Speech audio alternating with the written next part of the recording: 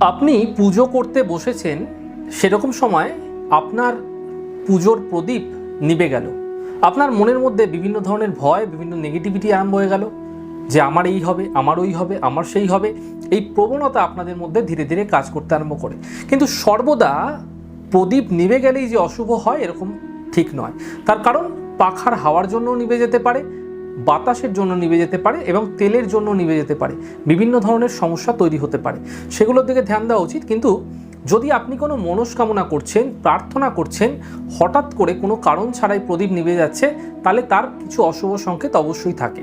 যদি এরকম আপনাদের ক্ষেত্রে হয়েও যাচ্ছে, তাহলে আপনারা কি করবেন, আপনারা শতে শতে প্রদীপের মধ্যে তেল দিয়ে বা পলতে দিয়ে অবশ্যই প্রদীপটিকে আবার জ্বালিয়ে দিন। মনের মধ্যে কোনো নেগেটিভিটি আনবেন না এবং ঈশ্বরের কাছে যে প্রার্থনা করছিলেন সহজভাবে প্রার্থনা ক্রমাগত করে যান।